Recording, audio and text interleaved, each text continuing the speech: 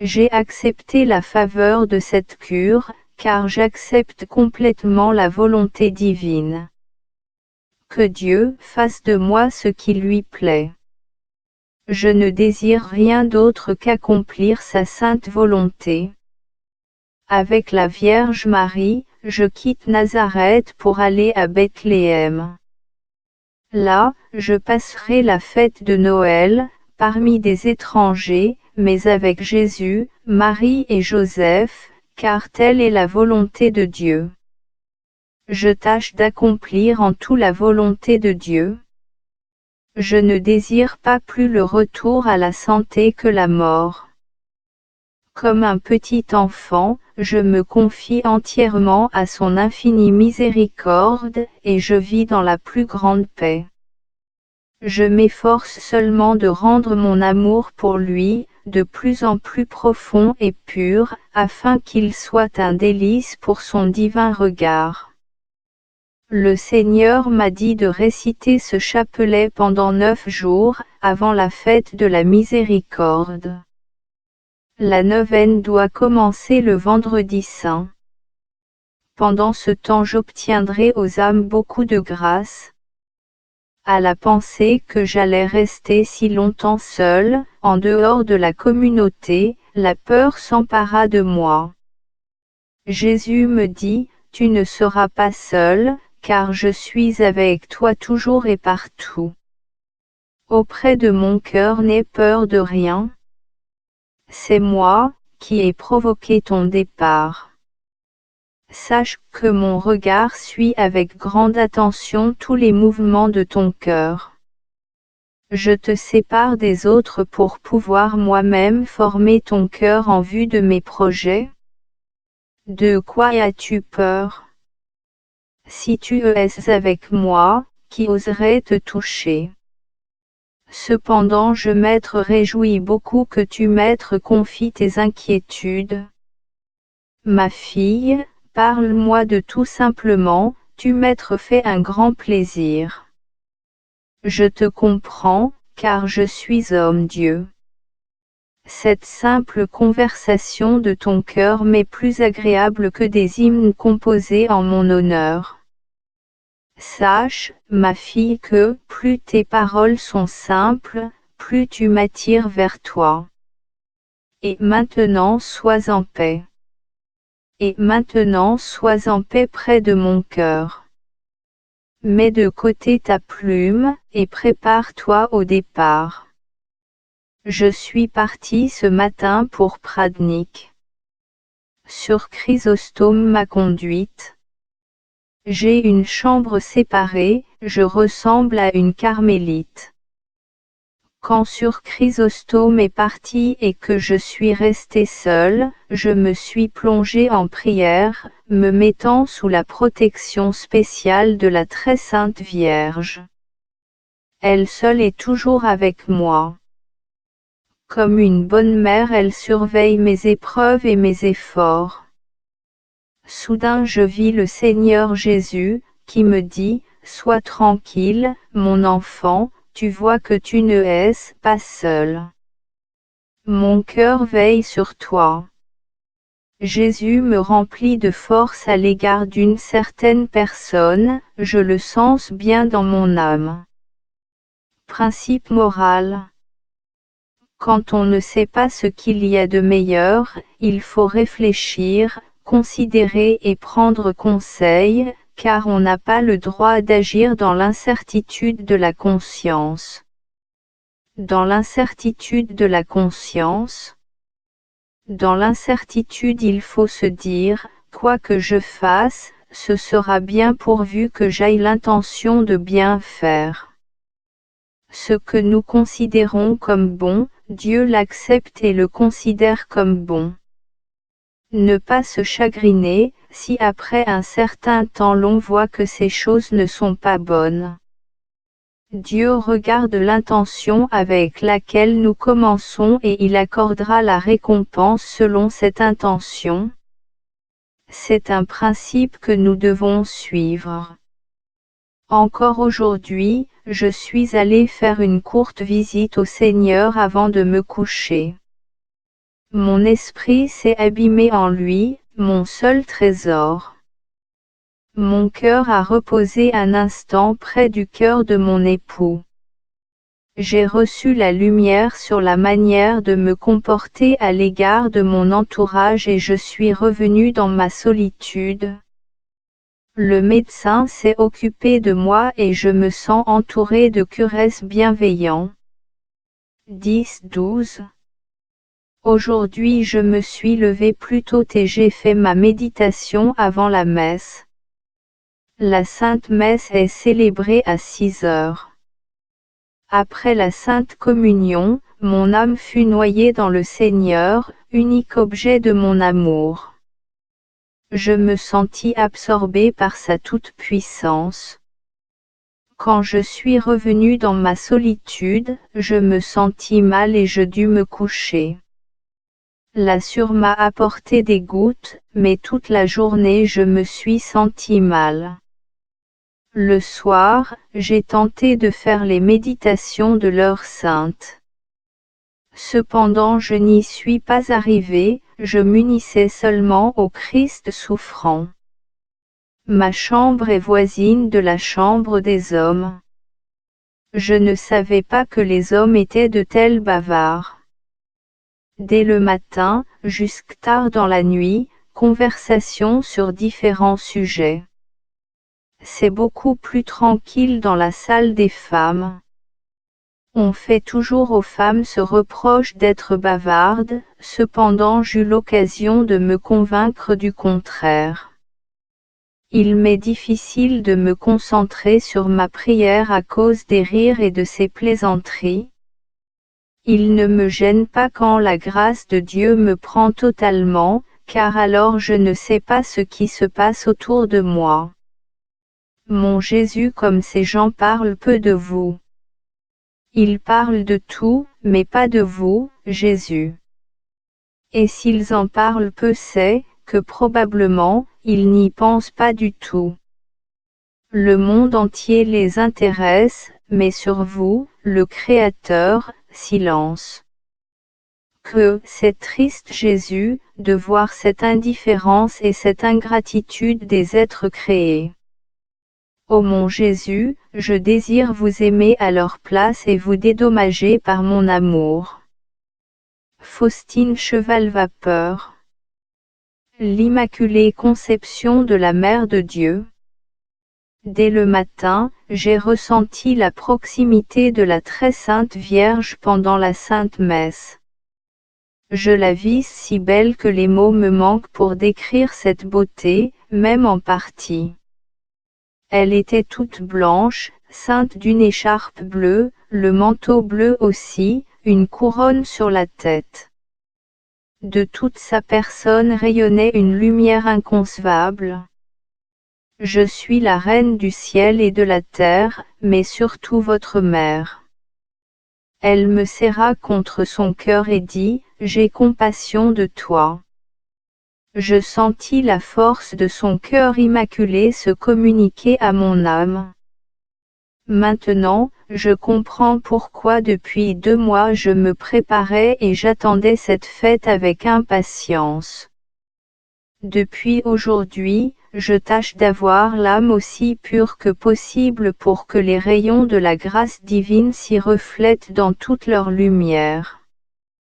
Je désire être un cristal pour lui plaire.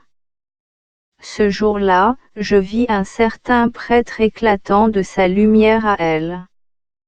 Sûrement cette âme aime l'Immaculée. Une étrange langueur s'empara de mon âme, je m'étonne qu'elle ne sépare pas l'âme du corps.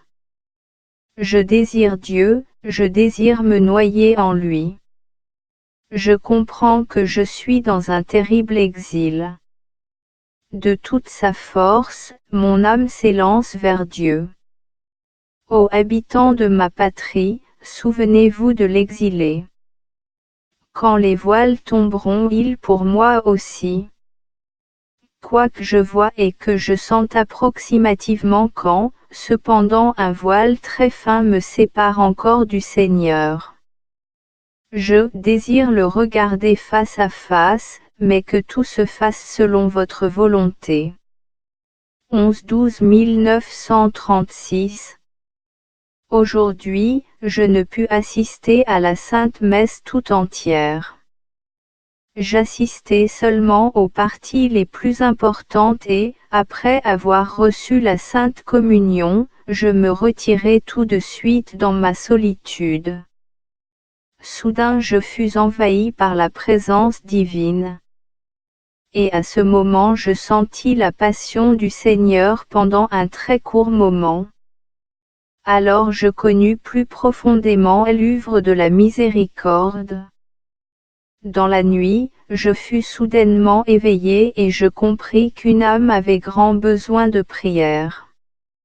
En peu de mots, mais de toute mon âme, je priai le Seigneur de lui accorder la grâce. Le lendemain après-midi, en entrant dans la salle, je vis une personne mourante et j'ai appris que l'agonie avait commencé pendant la nuit. J'ai constaté que c'était au moment où l'on me demandait des prières. Tout à coup, j'entendis dans mon âme une voix, « Dis ce chapelet que je t'ai enseigné. » Je courus chercher mon rosaire.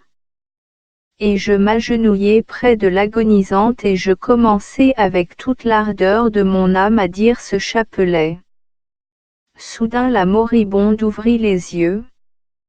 Elle me regarda et je n'eus pas le temps d'achever le chapelet qu'elle était morte dans une étrange paix. Je priai ardemment le Seigneur de tenir la promesse qu'il m'avait faite pour la récitation de ce chapelet. Le Seigneur me fit connaître que cette âme avait reçu la grâce que le Seigneur m'avait promise. Cette âme était la première qui ait obtenu la promesse du Seigneur. Je sentais la force de la miséricorde qui entourait cette âme. En rentrant dans ma solitude, j'entendis ces mots, « Je défends chaque âme à l'heure de la mort comme ma propre gloire. » Que l'on récite ce chapelet soi-même, ou bien que d'autres le récitent pour l'agonisant, l'indulgence est la même. Quand on le récite auprès de l'agonisant, la colère divine s'apaise, la miséricorde insondable s'empare de son âme et les profondeurs de ma miséricorde sont émues par la douloureuse passion de mon Fils. Oh! Si l'on pouvait comprendre combien est grande la miséricorde du Seigneur et que nous en avons tout besoin, surtout à cette heure décisive. Aujourd'hui j'ai lutté contre les esprits des ténèbres à propos d'une âme. Comme Satan est terriblement la miséricorde divine, je vois qu'il s'oppose à toute cette œuvre. Ô Jésus miséricordieux, étendu sur la croix, souvenez-vous de l'heure de notre mort. Ô cœur très miséricordieux de Jésus, ouvert par la lance, cachez-moi à l'heure dernière de ma mort. Ô sang et eau qui avez jailli du cœur de Jésus, soyez pour moi des sources de miséricorde insondables à l'heure de ma mort. Jésus mourant, otage de miséricorde, apaisez la colère de Dieu à l'heure de ma mort. 12-12 1936 Aujourd'hui j'ai seulement reçu la Sainte Communion et j'assisterai quelques instants à la Sainte Messe. Toute ma force est en vous, pain vivant. Il me serait difficile de vivre un jour, si je n'allais pas communier. Vous êtes mon bouclier. Sans vous, Jésus, je ne saurais vivre. Jésus, mon amour, m'a fait comprendre aujourd'hui qu'il m'aime beaucoup, quoiqu'il y ait un si grand abîme entre nous, le Créateur et la créature. Et cependant il y a une sorte d'égalité, l'amour qui comble cet abîme, lui-même se penche vers moi et me rend capable d'être en union avec lui. Je suis noyé en lui, comme si je me perdais complètement. Et cependant, sous son regard miséricordieux mon âme prend de la vigueur et de la force. Elle prend conscience qu'elle aime et est particulièrement aimée. Elle sait que le Tout-Puissant la défend. Une telle prière, quoique courte, apporte cependant beaucoup à l'âme. Et des heures entières de prière ordinaire ne lui donnent pas autant de lumière qu'un court moment de prière intense. L'après-midi j'étais pour la première fois dans la véranda. Et aujourd'hui Sœur Félicie vint me voir, m'apporta quelques menus objets de première nécessité, quelques belles pommes et les amitiés de la chère Mère supérieure et des chères sœurs. 13-12 1936 Confession devant Jésus. Quand j'ai constaté que voilà 3 semaines que je ne me suis pas confessée, je me suis mise à pleurer en voyant les péchés et certaines difficultés de mon âme. Je ne me suis pas confessée car les circonstances m'en empêchèrent. Quand il y avait la confession, j'étais alitée justement ce jour-là. La semaine suivante, la confession était fixée pour l'après-midi et j'étais partie pour l'hôpital le matin. Aujourd'hui, dans l'après-midi, le père András est entré dans ma chambre et s'assit pour que je me confesse. Auparavant nous n'avons pas échangé un seul mot. Ce qui me réjouit extrêmement car je désirais beaucoup me confesser. Comme toujours, j'ai découvert mon âme et le Père me donna une réponse à chaque menu détail. Je me sentais très heureuse. 16-12 36 J'offre ce jour pour la Russie. J'offre pour ce pauvre pays toutes mes souffrances et mes prières. Après la Sainte Communion, Jésus me dit, je ne peux plus tolérer ce pays. Ne me lie pas les mains, ma fille. Je compris que, si ce n'étaient les prières des âmes agréables à Dieu, toute cette nation serait déjà anéantie. Oh! Comme je souffre pour ce pays qui a chassé Dieu de ses frontières. Ô source inaltérable de miséricorde divine qui coulait sur nous, il n'y a pas de frontières pour votre bonté. Fixez, ô Seigneur, la force de votre miséricorde à la mesure du gouffre de ma misère, car votre pitié n'a pas de limite. Votre miséricorde qui étonne les esprits humains et angéliques est étrange et inaccessible. Mon ange gardien me recommanda de prier pour une âme et le matin j'appris que c'était un homme, qui justement était entré en agonie. Jésus me fait connaître d'une façon étrange quand quelqu'un a besoin de ma prière. Je reconnais en particulier quand c'est une âme qui entre en agonie. Maintenant cela m'arrive plus souvent qu'autrefois. Jésus me fit connaître qu'une âme, qui vit pour la volonté divine, lui est très agréable et lui rend ainsi une très grande gloire. Aujourd'hui je compris que, même si je ne parvenais pas à accomplir ce que Dieu exigeait, je sais que je serai récompensé comme si j'avais tout accompli. Car il voit l'intention avec laquelle je commence. Et même s'il me reprenait aujourd'hui, son œuvre ne pourrait en souffrir, car lui seul est le souverain maître de l'œuvre et de celui qui agit. Il dépend de moi de l'aimer à la folie. Toutes les épreuves ne sont un rien devant lui. L'amour a une grande force, une signification et un mérite. Il a ouvert dans mon âme de grands horizons.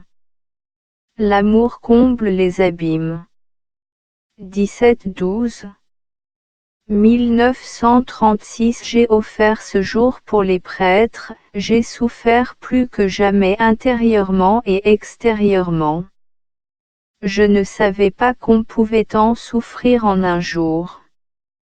Je tâchais de faire l'heure sainte, pendant laquelle mon esprit goûta l'amertume du jardin des oliviers.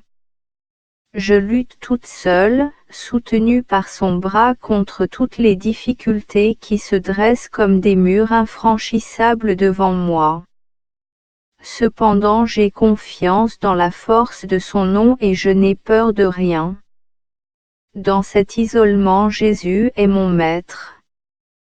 C'est lui qui m'élève et m'enseigne.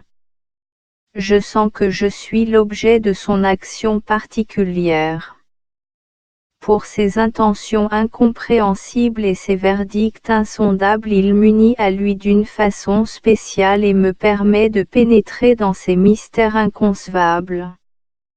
Il y a un mystère, qui m'unit au Seigneur, que personne ne peut savoir, même pas les anges. Même si je voulais le formuler, je ne saurais comment le dire. Cependant je vis de cela et je vais le vivre dans les siècles. Ce mystère me distingue des autres âmes ici, sur terre, et dans l'éternité. Au jour magnifique où se réaliseront tous mes souhaits. Au jour vivement désiré, qui sera le dernier de ma vie. Je me réjouis du trait que le divin artiste posera sur mon âme, qui lui donnera une beauté particulière et qui me distinguera de la beauté des autres âmes. Au grand jour, dans lequel se fixera l'amour divin en moi. En ce jour, pour la première fois, je chanterai devant le ciel et la terre le chant de l'insondable miséricorde divine. C'est mon œuvre et la mission que Dieu m'a destinée depuis la fondation de la terre, pour que le chant de mon âme soit agréable à la Sainte Trinité, dirigez et formez mon âme vous-même, ô Esprit divin. Je m'arme de patience et j'attends votre venue, Jésus miséricordieux, dans les terribles douleurs et les affres de l'agonie. À ce moment, plus que jamais j'ai confiance dans le gouffre de votre miséricorde et je vous rappelle, Christ miséricordieux, doux Sauveur, toutes les promesses que vous m'avez faites. Ce matin, j'ai eu une mésaventure, ma montre s'était arrêtée et je ne savais pas quand me lever. C'eût été dommage d'omettre la Sainte Communion. Il faisait nuit et je ne pouvais pas savoir quand il faudrait me lever. Je m'habillai, je fis la méditation et je suis allé à la chapelle, mais tout était fermé et le silence régnait partout. Je me mis à prier surtout pour les malades. Maintenant je sais combien les malades ont besoin de prière.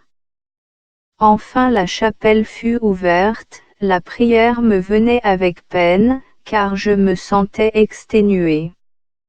Et après la Sainte Communion, je revins tout de suite dans ma solitude. Alors je vis le Seigneur qui me dit, « Sache, ma fille, que l'ardeur de ton cœur m'est agréable. Comme tu désires ardemment t'unir avec moi dans la Sainte Communion, moi aussi je désire m'être donné complètement à toi. Et comme récompense pour ton ardeur repose-toi près de mon cœur. » À cet instant mon âme se noya dans son être, comme une goutte d'eau dans un océan sans fond. Je me noie en lui comme dans mon unique trésor. J'ai reconnu ainsi que le Seigneur permet certaines difficultés pour sa plus grande gloire. 18-12 1936 Aujourd'hui j'ai ressenti quelques peines, car il y a une semaine que personne n'est venu me voir. Comme je m'en plaignais au Seigneur, il me répondit, « Est-ce que cela ne te suffit pas que je te visite chaque jour ?» J'ai demandé pardon au Seigneur et ma peine a disparu. Ô mon Dieu, ma force, vous me suffisez. Le soir, j'ai perçu qu'une âme avait besoin de ma prière. Je fis une ardente prière, mais je sentais que c'était trop peu, donc je suis resté plus longtemps en prière. Le lendemain, j'appris qu'à ce moment-là justement, commença l'agonie d'une personne qui dura jusqu'au matin. Je reconnus par quelle dure lutte elle était passée. D'une façon étrange, le Seigneur Jésus me fait connaître qu'une âme agonisante a besoin de ma prière. Je sens cet esprit qui me demande la prière vivement et distinctement. Je ne savais pas qu'il y avait une telle union entre les âmes. Et souvent aussi mon ange gardien me parle. Le petit enfant Jésus pendant la Sainte Messe fait la joie de mon âme. Souvent, la distance n'existe pas, je vois un prêtre qui le fait venir. J'attends Noël avec grande impatience, je partage cette attente avec la très sainte Vierge. Ô lumière éternelle, qui venez sur cette terre, illuminez mon esprit et fortifiez ma volonté pour que je ne succombe pas dans les moments de dure épreuve. Que la lumière disperse toutes les ombres du doute. Que votre toute-puissance agisse par moi. J'ai confiance en vous, ô lumière qui n'avez pas été créée. Ô enfant Jésus, vous m'êtes un modèle, pour accomplir la volonté de votre Père. Vous qui avez dit, je viens pour accomplir fidèlement votre volonté, faites que moi aussi je sache accomplir la volonté divine en toutes choses. Ô divin enfant, donnez-moi cette grâce. Ô mon Jésus, mon âme languissait vers les jours d'épreuve. Dans le trouble de mon âme, ne me laissez pas seul mais tenez-moi fortement près de vous. Postez une sentinelle auprès de ma bouche. Que le parfum de mes souffrances soit connu de vous seul et qu'il vous soit agréable. Ô Jésus miséricordieux, avec quel désir vous vous hâtiez vers le cénacle pour consacrer l'hostie que je vais recevoir dans ma vie. Vous désirez, Jésus, demeurer dans mon cœur et que votre sang vivant s'unisse au mien. Qui comprendra cette étroite union? Mon cœur renferme le Tout-Puissant, l'Infini. Ô Jésus, donnez-moi votre vie divine. Que votre sang pur et noble palpite de toute sa force dans mon cœur. Je vous donne tout mon être. Changez-moi en vous-même et rendez-moi capable d'accomplir en tout votre sainte volonté et de vous aimer. Ô mon doux époux, vous savez que mon cœur ne connaît personne d'autre que vous. Vous avez ouvert dans mon cœur une profondeur inassouvie d'amour envers vous. Dès le premier moment où je vous ai connu, mon cœur vous a aimé et s'est noyé en vous comme dans son objet. Que votre amour pur et tout-puissant me pousse aux actes. Qui concevra et comprendra cette profondeur de miséricorde qui a jailli de votre cœur? J'ai éprouvé combien il y a de jalousie, même dans la vie spirituelle. Je reconnais qu'il y a peu d'âmes vraiment assez grandes, pour piétiner tout ce qui n'est pas Dieu. Ô âme, en dehors de Dieu, tu ne trouveras pas de beauté. Oh! Combien est fragile la base chez les âmes pour qu'elles se haussent en écrasant les autres. Quelle perte! 19-12 1936. Ce soir, je sentis dans mon âme qu'une personne avait besoin de ma prière. J'ai tout de suite commencé à prier. Soudain, je reconnus intérieurement et je sentis l'esprit qui me le demandait. Je priai jusqu'au moment où je me tranquillisai. Ce chapelet est une aide puissante pour les mourants. Souvent je prie pour une intention intérieurement précisée. Je prie toujours jusqu'au moment où je sens dans mon âme que ma prière a été efficace. Surtout ici, depuis que je suis dans cet hôpital, j'éprouve un lien avec les agonisants qui, en entrant en agonie, me demandent de prier. Dieu me donne une étrange correspondance avec les mourants. Quand cela arrive, le plus souvent, j'ai même la possibilité de vérifier l'heure.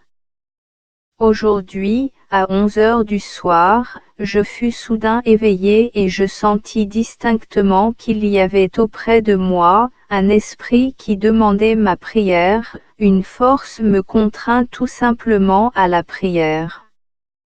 Ma vision est purement spirituelle, par une soudaine lumière qu'en cet instant Dieu m'accorde.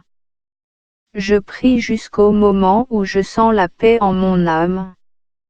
La durée n'est pas toujours la même. Il arrive parfois qu'avec un seul Ave Maria je sois tranquillisé, et alors je dis le de Profondi. Parfois il arrive que je dise le chapelet tout entier, et seulement alors j'éprouve un apaisement.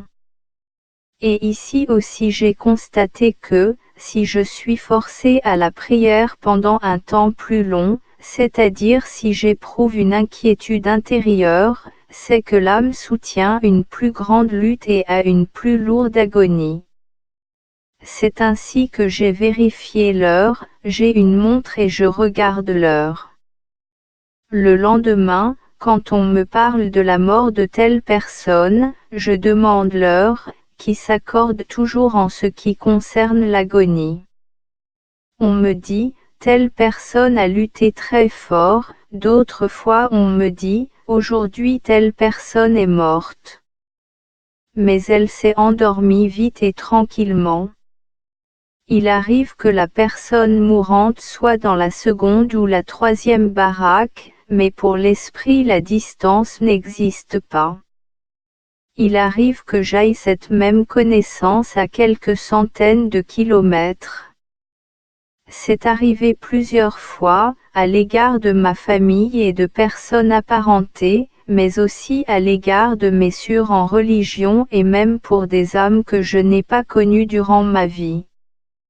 Ô Dieu, plein d'insondables miséricordes, qui me permettez par une prière indigne de porter apaisement et aide aux mourants, soyez bénis autant de fois qu'il y a de milliers d'étoiles dans le ciel et de gouttes d'eau dans l'océan.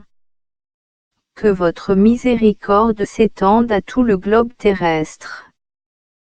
Que le culte de cette miséricorde monte jusqu'au pied de votre trône, louant le plus grand de vos attributs, c'est-à-dire votre inconcevable miséricorde. Ô Dieu, cette miséricorde insondable introduit les âmes saintes et tous les esprits célestes dans un nouveau ravissement. Tous les purs esprits se plongent dans un profond étonnement, adorant cette inconcevable miséricorde divine qui les introduit dans un nouveau ravissement. Leur adoration est parfaite. Ô Dieu éternel, comme je désire ardemment adorer votre plus grand attribut, c'est-à-dire votre infinie miséricorde. Je vois toute ma petitesse, et je ne peux pas m'égaler avec les habitants du ciel qui dans une sainte admiration glorifient la miséricorde du Seigneur. Mais moi aussi, j'ai trouvé une manière d'adorer cette inconcevable et parfaite miséricorde divine. Ô très doux Jésus, vous avez daigné m'admettre, moi misérable, à la connaissance de cette insondable miséricorde. Ô très doux Jésus, qui avez gracieusement exigé de moi que je parle de votre inconcevable miséricorde au monde entier, voici qu'aujourd'hui, je prends en main ces deux rayons, qui ont jailli de votre cœur miséricordieux, le sang et l'eau, et je les répands sur tout le globe terrestre, pour que toute âme éprouve votre miséricorde, et l'ayant éprouvée, vous adore pendant l'éternité. Ô très saint Jésus, qui avez daigné dans votre inconcevable bienveillance unir mon cœur misérable à votre cœur très miséricordieux, c'est par votre propre cœur que j'adore Dieu, notre Père, d'une façon telle qu'aucune âme ne l'a encore adoré. 21-12 1936 La radio joue toute l'après-midi, donc je ressens le manque de silence. Jusqu'à midi, de continuelles conversations et du bruit. Mon Dieu, je me réjouissais d'être en silence, de parler seulement avec le Seigneur et ici c'est tout le contraire. Mais maintenant rien ne me trouble, ni les conversations, ni la radio. En un mot, rien. La grâce de Dieu a fait que, quand je prie, je ne sais même pas où je suis. Je sais seulement que mon âme est unie au Seigneur et ainsi se passent mes journées à l'hôpital. J'admire toutes les humiliations et toutes les souffrances que ce prêtre accepte pour cette cause. Je le vois à certains moments, et je le soutiens par mon indigne prière. C'est seulement Dieu qui peut donner un tel courage, car autrement l'âme se lasserait. Mais je vois avec joie que toutes ces contrariétés contribuent à augmenter la gloire divine. Le Seigneur n'a pas beaucoup d'âmes de cette trempe à son service. Ô éternité infinie, tu révéleras les efforts des âmes héroïques. Pour ces efforts la terre ne paye que par l'ingratitude et la haine. Car de telles âmes n'ont pas d'amis, elles sont solitaires. Et dans cette solitude, elles deviennent plus fortes. Elles puisent leur force seulement en Dieu. Et avec humilité, mais aussi avec courage, elles s'opposent à tous les orages qui les frappent. Comme des chênes élevés, elles ne se laissent pas troubler. Et à cela il n'y a qu'un secret, elles puisent en Dieu cette force et tout ce dont elles ont besoin, pour elles et pour les autres. Elles portent leur fardeau, mais elles savent et sont capables de prendre sur elles les fardeaux des autres. Ce sont des colonnes de lumière sur les chemins divins, qui vivent dans la lumière et illuminent les autres. Elles vivent elles-mêmes sur les hauteurs et savent les indiquer aux autres et les aider à les atteindre. Mon Jésus, vous voyez, que non seulement je ne sais pas écrire, mais en plus, je n'ai même pas une bonne plume. Et souvent j'écris si mal, et parfois c'est si difficile, que je dois écrire lettre après lettre pour former les phrases. Et encore ce n'est pas tout. Car j'ai cette difficulté que je note certaines choses en secret, devant les sûrs. Et souvent à chaque instant je dois fermer le cahier et écouter patiemment le récit de l'une d'elles. Et ainsi passe le temps qui était destiné à écrire. Et le cahier à force d'être fermé en hâte, devient gribouillé. J'écris avec la permission de la supérieure et sur ordre de mon confesseur. C'est une chose étrange que j'écrive parfois passablement et parfois, vraiment, j'ai de la peine à me relire moi-même. 23-12 1936 Je passe le temps avec la Divine Mère et me prépare pour le moment solennel de la venue du Seigneur Jésus. La Sainte Vierge m'apprend cette vie intérieure de l'âme avec Jésus, surtout dans la Sainte Communion. Quel grand mystère la Sainte Communion accomplit en nous. Nous le saurons seulement dans l'éternité. Aux moments les plus précieux de la vie. Ô mon Créateur, je languis après vous. Vous me comprenez, ô mon Seigneur. Tout ce qui est sur terre me paraît un pâle reflet. Je vous désire et vous exige, quoique vous fassiez incompréhensiblement beaucoup pour moi. car vous me visitez vous-même, d'une façon particulière. Cependant ces visites n'apaisent pas les blessures de mon cœur, mais m'excitent à une plus grande langueur pour vous, Seigneur. Oh! Prenez-moi avec vous, si telle est votre volonté. Vous savez que je meurs et je meurs de langueur pour vous et je ne puis mourir. Mort, où es-tu? Vous m'attirez dans l'abîme de votre divinité et vous vous couvrez de ténèbres. Tout mon être est plongé en vous et cependant je désire vous voir face. Quand cela arrivera-t-il pour moi? Aujourd'hui Chrysostome est venu me voir et m'a apporté des citrons, des pommes et un tout petit arbre de Noël, ce qui m'a fait le plus grand plaisir. Par Chrysostome, la mère supérieure a demandé au médecin qu'il me permette de retourner à la maison pour les fêtes, ce qu'il a volontiers permis. Je m'en suis réjouie et me suis mise à pleurer comme un petit enfant. Chrysostome s'est étonné que j'aille si mauvaise mine et que je sois tellement changée. Et elle a dit: savez-vous Faustinette, vous allez sûrement mourir. Vous devez, m'assure, être très souffrante. J'ai répondu qu'aujourd'hui je souffre plus que les autres jours, mais ce n'est rien. Pour sauver les âmes, ce n'est pas trop. Ô Jésus miséricordieux, donnez-moi les âmes des pécheurs. 24-12 1936 Aujourd'hui pendant la Sainte Messe je me suis particulièrement unie à Dieu et à sa Mère Immaculée. L'humilité et l'amour pour la Vierge Immaculée ont pénétré mon âme. Plus j'imite la Mère de Dieu, plus j'apprends à connaître Dieu profondément. Oh! Quelle incompréhensible langueur s'empare de mon âme. Jésus, comment pouvez-vous encore me laisser dans cet exil? Je meurs du désir de vous. Chaque fois que vous touchez mon âme, cela me blesse énormément. L'amour et la souffrance vont de pair. Cependant je n'échangerai cette souffrance causée par vous pour aucun trésor, car c'est la douleur d'indicibles délices et ces blessures me sont infligées par une.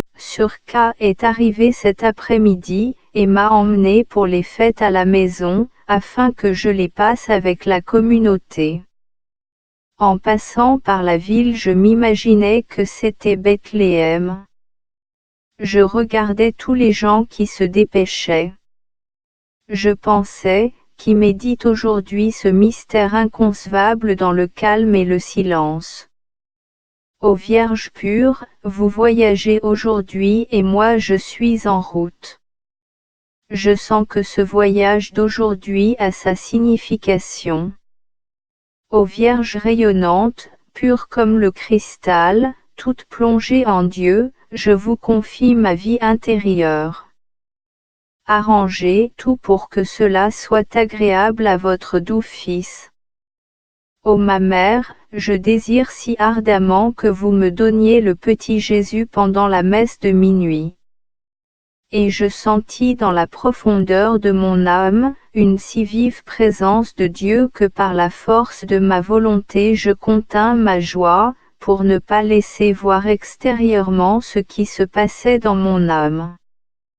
Avant le souper, je suis entrée à la chapelle pour partager spirituellement le pain azime avec les personnes qui sont chères à mon cœur. Je les présentais toutes par leur nom au Seigneur Jésus en sollicitant ses grâces pour chacune. Mais ce n'est pas tout. Je confiais aussi au Seigneur les persécutés, les souffrants et ceux qui ne connaissent pas son nom, surtout les pauvres pécheurs. Ô petit Jésus, je vous en prie ardemment, accueillez-les tous dans l'immensité de votre infinie miséricorde. Ô doux petit Jésus, mon cœur est à vous, qu'il vous soit un petit logement agréable et utile. Ô Majesté sans bornes, comme vous vous êtes approchés de nous avec douceur. Ici ce n'est pas la terreur des foudres du grand Yahvé. Ici il y a le doux petit Jésus. Ici aucune âme n'a peur, quoique votre majesté n'ait pas diminué, elle s'est seulement cachée. Après le souper je me sentis très fatiguée et souffrante. J'ai dû me coucher, mais je veillais avec la très sainte mère, attendant l'arrivée du petit enfant. 25-12 1936. La messe de minuit. Pendant la sainte messe la présence de Dieu m'était perceptible. Un moment avant l'élévation, je vis la Vierge, le petit Jésus et le bon Joseph. La très sainte mère me dit ces paroles, « Ma fille, Faustine, prends mon trésor le plus cher. » Et elle me tendit son tout petit Jésus. Quand je pris Jésus dans mes mains, mon âme éprouva une joie tellement indicible que je ne suis pas en état de la décrire. Mais, chose étrange, après un moment Jésus devint terrible, affreux à voir, grand et douloureux, et la vision disparut. Bientôt il fallut aller à la Sainte Communion. Quand je reçus le Seigneur Jésus dans la Sainte Communion, toute mon âme se mit à trembler sous l'influence de la présence de Dieu. Le lendemain j'ai vu le divin enfant un court moment durant l'élévation. Le second jour de fête, le Père András est venu chez nous dire la Sainte Messe, pendant laquelle j'ai aussi vu le petit Jésus. L'après-midi je suis allé me confesser. À certaines questions concernant cette œuvre, le Père ne m'a pas donné de réponse, il a dit, « Quand vous serez bien portante, alors nous pourrons parler concrètement. Maintenant tâchez de tirer une bonne santé. Quant au reste, vous savez comment vous diriger et à quoi vous en tenir dans ces choses. » Comme pénitence il m'a dit de dire le chapelet que Jésus m'avait enseigné. Soudain en disant ce chapelet, j'entendis une voix, « Oh ! Quelle grande grâce j'accorderai aux âmes qui diront ce chapelet. Les profondeurs de ma miséricorde sont émues, pour ceux qui disent ce chapelet. » Inscris ces mots, ma fille. Parle au monde de ma miséricorde. Que l'humanité entière apprenne à connaître mon insondable miséricorde. C'est un signe pour les derniers temps. Après viendra le jour de la justice. Tant qu'il en est temps, que les hommes aient recours à la source de ma miséricorde, qu'ils profitent du sang et de l'eau qui ont jailli pour eux. Ô âme humaine, où chercherez-vous refuge au jour de la colère de Dieu? Fuyez maintenant vers les sources de la miséricorde divine. Oh quel grand nombre d'âmes je vois! Elles ont adoré la miséricorde divine et elles vont chanter l'hymne de gloire dans l'éternité. 27-12. Aujourd'hui, me voici revenu dans mon lieu de solitude. J'ai fait un voyage agréable en compagnie d'une certaine personne, qui portait un enfant au baptême. Nous l'avons accompagné jusqu'à la porte de l'église de Podgorze. Pour pouvoir sortir de la voiture, elle a mis l'enfant dans mes bras. Quand je pris l'enfant, je l'offris à Dieu pour qu'un jour il lui procure une gloire spéciale. Je sentis dans mon âme que le Seigneur regarda tout spécialement cette petite âme. À notre arrivée à Pradnik, Suren m'aida à porter mon paquet. Quand nous sommes entrés dans ma chambre particulière, nous vîmes un très joli ange, fait en papier avec l'inscription, Gloria in. J'ai l'impression que c'est de la part de cette surmalade à qui j'avais envoyé l'arbre de Noël. Voilà que les fêtes sont finies. Rien ne peut calmer ma langueur. Je languis après vous, mon Créateur et Dieu éternel.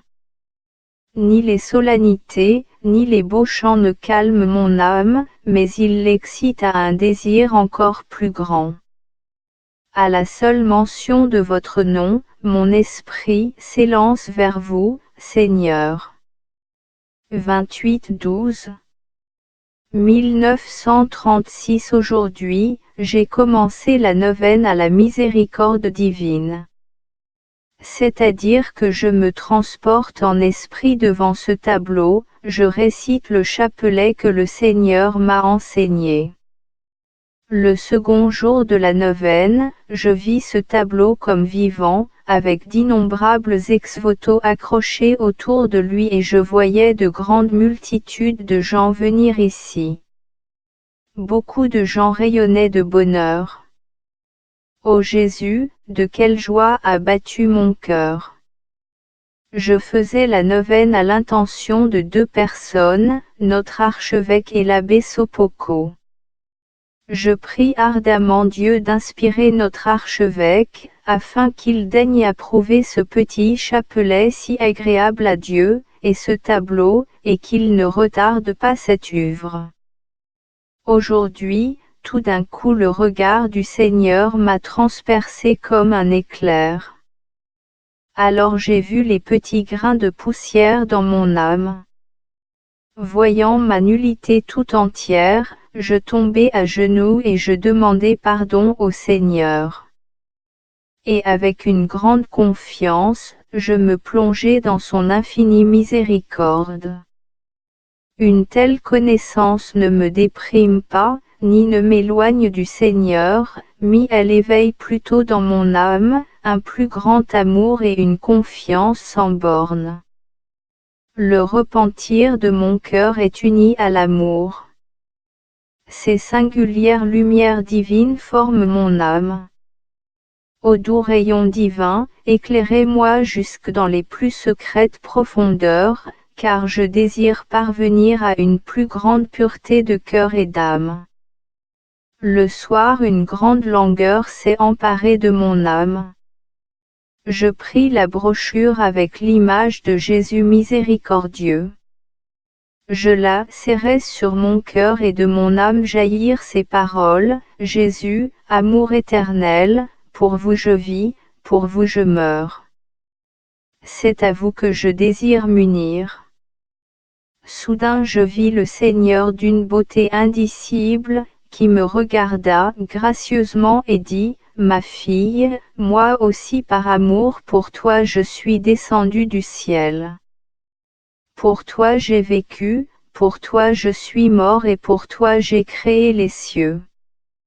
Il m'a serré contre son cœur et m'a dit, bientôt déjà, sois tranquille, ma fille. Quand je suis restée seule, mon âme fut enflammée du désir de la souffrance jusqu'au moment où le Seigneur dira, assez. Et même si je devais vivre des milliers d'années, je vois à l'aide de la lumière divine que c'est seulement un moment. L'âme. Pensée inachevée. 29-11 1936. Aujourd'hui, après la Sainte Communion, j'entendis dans mon âme une voix, ma fille, veille, car je viendrai sans qu'on m'ette remarque. Jésus, vous ne voulez pas me dire l'heure que j'attends avec tant de langueur. Ma fille, tu l'apprendras pour ton bien, mais pas maintenant. Veille. Ô Jésus, faites de moi ce qu'il vous plaira. Je sais que vous êtes le Sauveur miséricordieux et je sais que vous ne changerez pas pour moi l'heure de ma mort.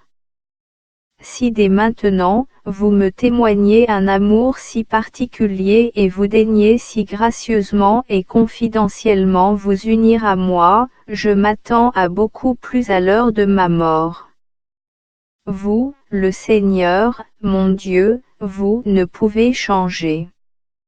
Vous êtes toujours le même.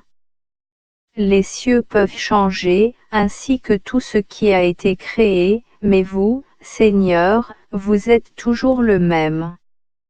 Vous êtes dans les siècles. Donc venez, comme vous voulez et quand vous voulez. Père infiniment miséricordieux, moi, votre enfant, j'attends avec nostalgie votre venue. Ô Jésus, vous avez dit dans le Saint Évangile, vous serez jugé sur vos paroles. Jésus, je parle toujours de votre indicible miséricorde, donc j'ai confiance que vous allez me juger selon votre insondable miséricorde.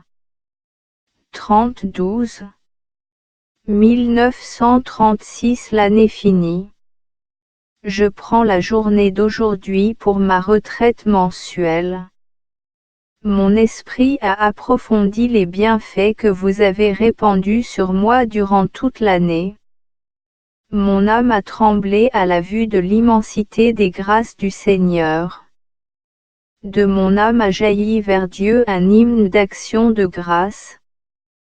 Toute une heure durant je me suis plongé dans l'adoration et dans l'action de grâce, méditant un à un, les bienfaits de Dieu et aussi mes petits manquements. Tout ce que cette année renfermait s'est engouffré dans l'éternité. Rien ne se perd. Je me réjouis que rien ne se perde. 30-12 1936 Retraite d'un jour. Pendant la méditation du matin, j'ai ressenti une aversion et une répugnance pour tout ce qui est créé. Tout me paraît si pâle, mon esprit est détaché de tout. Je ne désire que Dieu seul, et cependant je dois vivre.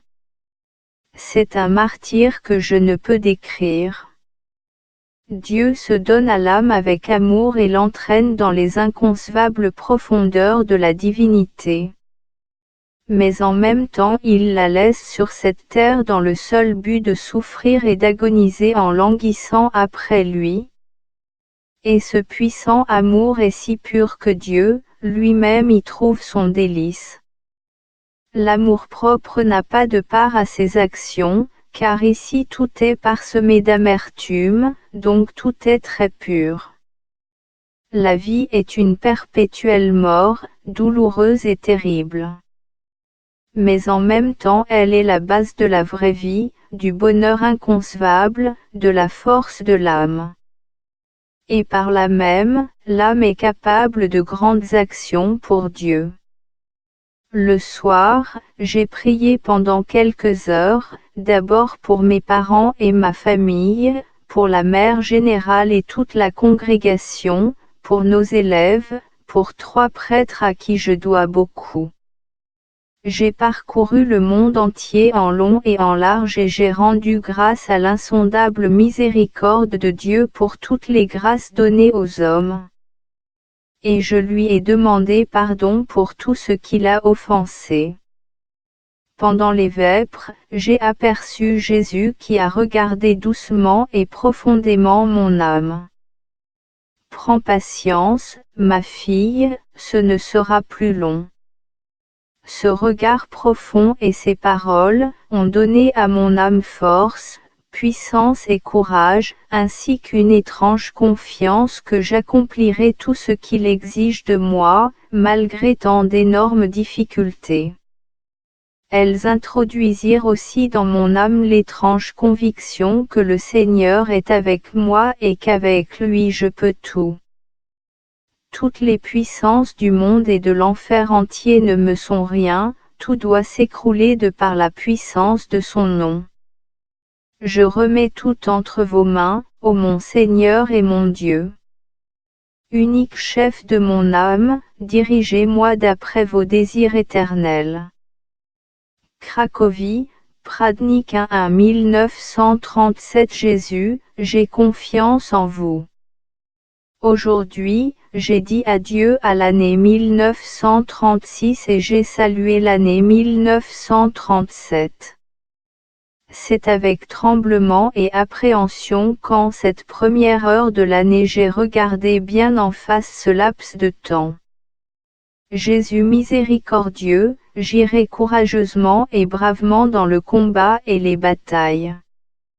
En votre nom, j'accomplirai tout et je vaincrai tout. Mon Dieu, bonté infinie, je vous en prie que votre infinie miséricorde m'accompagne toujours et partout. En entrant dans cette nouvelle année, la peur me prend face à la vie. Mais Jésus éloigne de moi cette peur en me faisant connaître quelle grande gloire lui procurera cette œuvre de la miséricorde.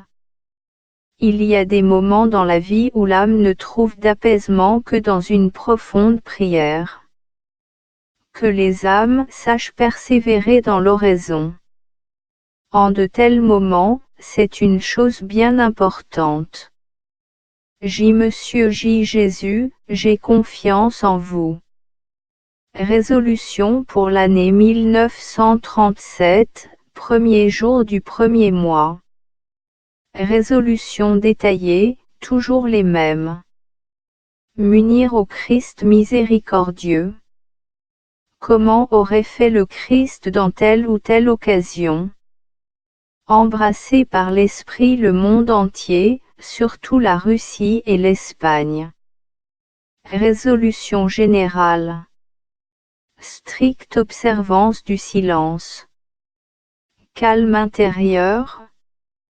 Voir en chaque sur l'image de Dieu, de ce motif doit dériver tout l'amour du prochain. À chaque moment de la vie, accomplir fidèlement la volonté de Dieu et en vivre. Rendre fidèlement compte de tout à mon directeur de conscience et ne rien entreprendre d'important sans m'être entendu avec lui. Je vais tâcher de lui dévoiler clairement les plus secrètes profondeurs de mon âme en me souvenant que c'est à Dieu seul que j'ai affaire, et que ce n'est qu'un homme qui le remplace. Priez Dieu chaque jour qu'il lui donne la lumière nécessaire. À l'examen du soir, me poser cette question, s'il m'appelait aujourd'hui. Ne pas chercher Dieu au loin, mais demeurer avec lui en tête-à-tête dans mon cœur. Dans les épreuves et les contrariétés, recourir au tabernacle et me taire. Unir toutes mes souffrances, prières, travaux et mortifications au mérite de Jésus dans le but d'obtenir miséricorde pour le monde. Profiter des moments libres, même les plus petits pour prier à l'intention des agonisants. Qu'il n'y ait pas un jour dans ma vie où je ne sollicite votre grâce pour les œuvres de notre congrégation. N'avoir jamais aucun égard pour l'opinion humaine. N'être sur pied de familiarité avec personne. Envers nos élèves, avoir une douce fermeté, une patience sans borne. Les punir sévèrement, mais avec des punitions de ce genre, prière et sacrifice de soi-même. La force contenue dans l'anéantissement de soi est pour elles un constant remords de conscience et cela fléchit leur cœur rebelle. La présence de Dieu est le fondement de toutes mes actions, mes paroles et mes pensées. Profiter de chaque aide spirituelle. Remettre toujours l'amour-propre à sa place, c'est-à-dire la dernière. Faire mes exercices spirituels comme si je les faisais pour la dernière fois de ma vie, et accomplir tous mes devoirs de même. 1937. Ô Jésus, qu'il est grand votre nom Seigneur. Il est la puissance de mon âme. Lorsque les forces m'abandonnent et que les ténèbres envahissent mon âme, votre nom devient alors comme un soleil dont les rayons éclairent et réchauffent l'âme. Et sous leur ardeur l'âme embellit et rayonne de l'éclat de votre nom. Au doux nom de Jésus, mon cœur bat plus fort. Il y a des moments où en entendant le nom de Jésus je tombe en défaillance. Mon esprit s'élance vers vous.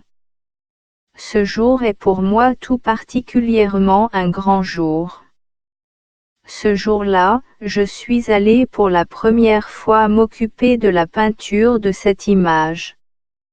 Ce jour-là, la miséricorde divine a été pour la première fois particulièrement honorée au dehors, bien qu'elle soit connue depuis longtemps, mais cette fois-ci sous la forme que le Seigneur souhaitait. Ce jour de fête du doux nom de Jésus me rappelle bien des grâces particulières. Aujourd'hui, la mère supérieure de la congrégation, qui assure le service de l'hôpital, est venue me voir avec une de ses sœurs. Nous avons longuement parlé de choses spirituelles. J'ai reconnu en elle une grande ascète. C'est pour cela que notre conversation a été agréable à Dieu. Aujourd'hui, une jeune fille est venue chez moi. J'ai reconnu qu'elle était souffrante, pas tant de corps que d'âme. Je la consolais autant que je pouvais, mais mes paroles de consolation ne suffisaient pas. C'était une pauvre orpheline, son âme était plongée dans l'amertume de la douleur. Elle me dévoila son âme et elle me raconta tout. J'ai compris que de simples mots de consolation ne suffiraient pas ici. J'ai imploré le Seigneur pour cette âme et j'ai offert à Dieu ma joie pour la lui donner à elle, et qu'il m'ôte tout sentiment de joie. Le Seigneur a exaucé ma prière. Pour moi resta la consolation qu'elle avait été consolée. Adoration. Le premier dimanche du mois, pendant l'adoration, je me suis sentie si pressée d'agir que je me suis mise à pleurer. Et j'ai dit au Seigneur, Jésus, ne me pressez pas, mais donnez l'inspiration à ceux qui, vous le savez, retardent cette œuvre. Et j'ai entendu ces mots, ma fille, sois tranquille, ce ne sera plus long. Pendant les vêpres, j'ai entendu ces paroles, ma fille, je désire m'être reposée en ton cœur, car beaucoup d'âmes m'ont aujourd'hui rejeté de leur cœur. J'en ai éprouvé une tristesse mortelle. J'ai tâché de consoler le Seigneur, en lui faisant 1000 fois l'offrande de mon amour. J'ai ressenti en mon âme une grande aversion pour le péché. Mon cœur est constamment abreuvé d'amertume, car je désire aller chez vous, Seigneur, dans la plénitude de la vie. Ô Jésus, comme cette vie me semble un terrible désert. Il n'y a de nourriture ni pour mon cœur, ni pour mon âme sur cette terre. Je souffre et me languis de vous, Seigneur. Vous m'avez laissé, ô Seigneur, la Sainte Eucharistie. Mais elle attise davantage encore la nostalgie de mon âme envers vous, Dieu éternel, mon Créateur. Jésus, je désire m'unir à vous, daignez entendre les soupirs de votre bien-aimé. Oh! Comme je souffre de ne pouvoir encore m'unir à vous. Mais qu'il en soit selon vos désirs. 5-1937. Ce soir, j'ai vu un prêtre qui avait besoin de prière, pour une certaine affaire. J'ai prié ardemment, car cette affaire me tient aussi à cœur. Merci, Jésus, pour cette bonté. Ô Jésus miséricordieux, enveloppez le monde entier, et pressez-moi contre votre cœur. Permettez, Seigneur, que mon âme repose dans l'océan de votre insondable miséricorde. 6-1937. Aujourd'hui, pendant la Sainte Messe, je me suis inconsciemment plongé dans l'infinie majesté de Dieu. toute l'immensité de l'amour divin inondait mon âme, en ce moment précis. J'ai compris combien Dieu s'est abaissé pour moi, ce Seigneur au-dessus de tous les seigneurs, et que suis-je moi, misérable, pour que vous ayez de telles relations avec moi. La stupéfaction qui m'a saisi après cette grâce particulière se prolongea avec vivacité pendant toute la journée. Profitant de l'intimité à laquelle le Seigneur m'admet, je l'ai supplié pour le monde entier. Dans de tels moments, il me semble que le monde entier dépend de moi. Mon Maître, disposez ainsi mon cœur, que je n'attende l'aide de personne, mais qu'au contraire je tâche toujours d'aider les autres, de les consoler et de les soulager en tout. J'ai le cœur toujours ouvert aux souffrances d'autrui. Je ne le ferme pas aux souffrances des autres. C'est pour cela que l'on m'appelle, avec une allusion malicieuse, la pelle à poussière. C'est-à-dire, que chacun jette sa douleur dans mon cœur. J'ai répondu, que chacun a sa place en mon cœur.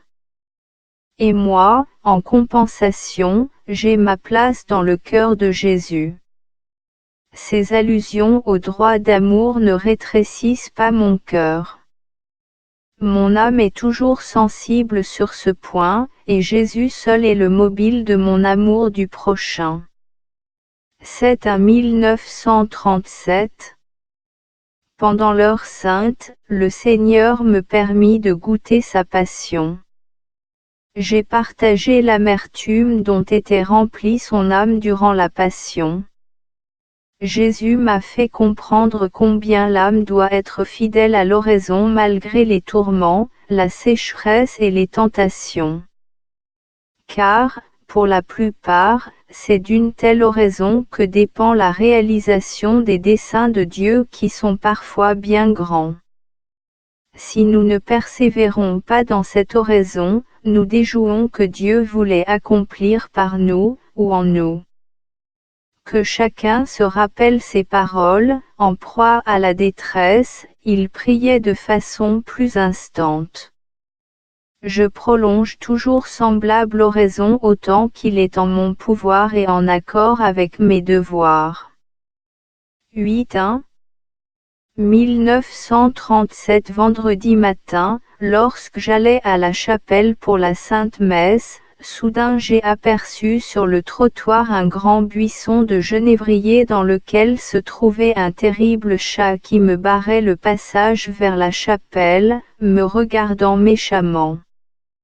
Un soupir au nom de Jésus dispersa tout.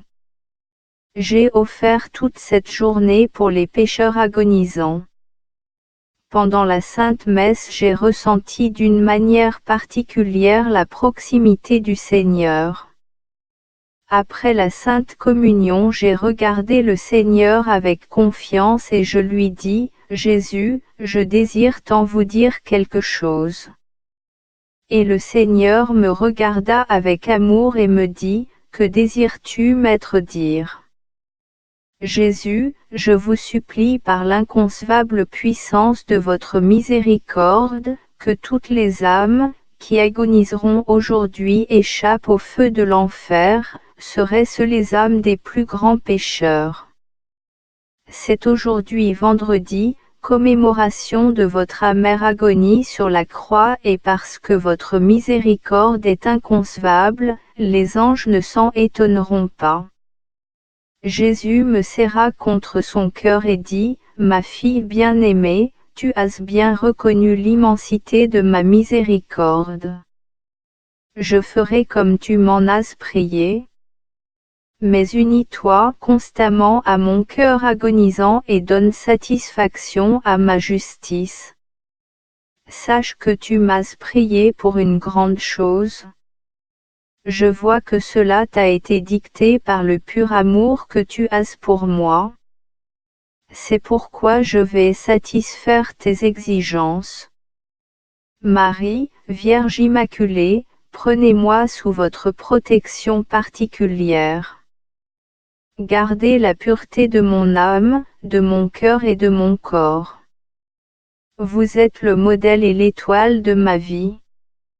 J'ai éprouvé aujourd'hui une grande souffrance au moment de la visite de nos sœurs. J'ai appris une chose, qui a profondément blessé mon cœur, cependant je me suis maîtrisée de telle façon que les sœurs n'ont rien remarqué. Pendant un long moment la douleur déchira mon cœur. Mais tout cela c'est pour les pauvres pécheurs. Ô Jésus pour les pauvres pécheurs. Jésus, ma force, soyez près de moi, secourez-moi. 10 à 1937. J'ai prié aujourd'hui le Seigneur de m'accorder des forces pour que je puisse aller communier. Mon Maître, je vous prie de tout mon cœur languissant de me donner, si cela est conforme à votre sainte volonté, toutes les souffrances et les faiblesses qu'il vous plaît. Je désire souffrir durant la journée et la nuit entière. Mais je vous en supplie, fortifiez-moi au moment où je dois communier. Vous voyez bien, Jésus, qu'on n'apporte pas la sainte communion aux malades. Alors si vous ne me fortifiez pas pour ce moment-là afin que je puisse descendre à la chapelle, comment puis-je vous recevoir dans le mystère de l'amour? Et vous savez combien mon cœur languit de vous. Ô mon doux époux, à quoi bon tant de plaintes? Vous savez que je vous désire ardemment. Si vous le voulez, vous pouvez faire cela pour moi. Le lendemain matin je me suis sentie tout à fait bien portante, défaillance et faiblesse avaient disparu. Cependant quand je suis revenue de la chapelle, toutes ces souffrances et ces faiblesses me sont immédiatement revenues comme si elles m'attendaient.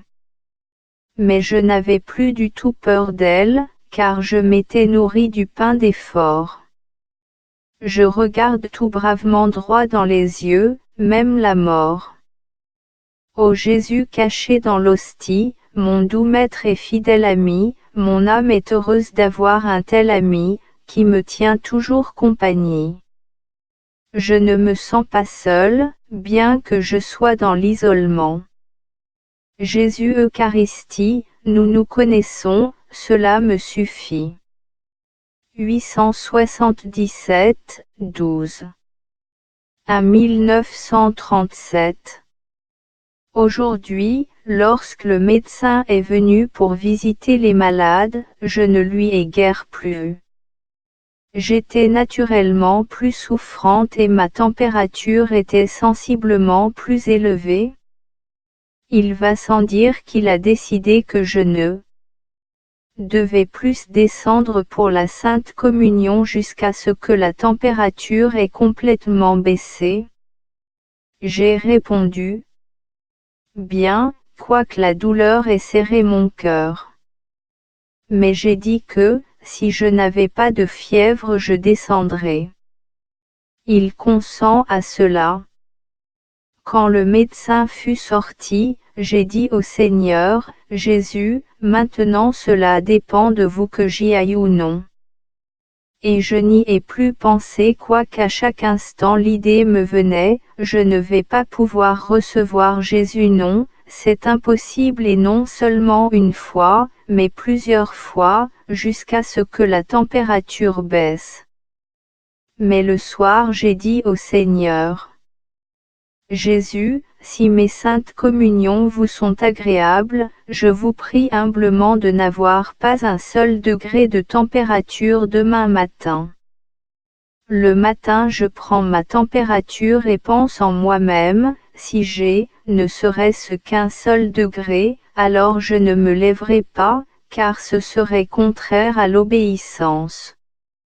Cependant je retire le thermomètre et il n'y avait pas un seul degré de température. J'ai sauté tout de suite au bas de mon lit et je suis allé communier. Lorsque le médecin est venu et que je lui ai dit que, n'ayant pas un seul degré de température, j'étais allé communier, il en fut étonné. Je l'ai prié de ne pas me faire de difficultés pour aller communier, car cela ne peut avoir une influence défavorable sur ma cure. Il a répondu, afin d'avoir la conscience tranquille, et en même temps afin de ne pas vous déranger, ma sœur, arrangeons-nous de telle sorte que s'il fait beau temps, s'il ne pleut pas, et que vous vous sentiez bien, alors vous pouvez aller communier. Mais en conscience, soyez prudente. Je me suis réjoui que le médecin ait tant d'égard pour moi. Voyez-vous, Jésus, ce que je devais faire, je l'ai déjà fait. Maintenant je compte sur vous et je suis tout à fait tranquille. J'ai vu aujourd'hui le Père Andras célébrer la Sainte Messe. Avant l'élévation, j'ai aperçu le petit Jésus qui, les petites mains tendues, était très joyeux. Puis, un moment après je ne vis plus rien. J'étais dans ma chambre séparée, continuant à faire mon action de grâce. Cependant plus tard, j'ai pensé en moi-même, pourquoi l'enfant Jésus était-il si gai? Car il n'est pas toujours aussi gai, à ce que je vois. Soudain, j'entendis ces mots en mon âme, car je me sens bien dans son cœur. Et cela ne m'a pas du tout étonné, car je sais que le Père aime beaucoup Jésus. Mon union avec les agonisants continue d'être très étroite. Oh! Que la miséricorde divine est inconcevable. Dieu me permet par mon indigne prière, de venir en aide aux agonisants. J'essaie, autant qu'il m'est possible, de me trouver auprès de chaque agonisant. Ayez confiance en Dieu car il est bon et inconcevable. Sa miséricorde dépasse notre compréhension. 14 à 1937. Aujourd'hui Jésus est entré dans ma chambre particulière. Vêtu d'une robe claire, ceint d'une ceinture d'or, une grande majesté rayonnait de sa personne et il a dit, « Ma fille, pourquoi t'abandonnes-tu à des pensées alarmantes ?»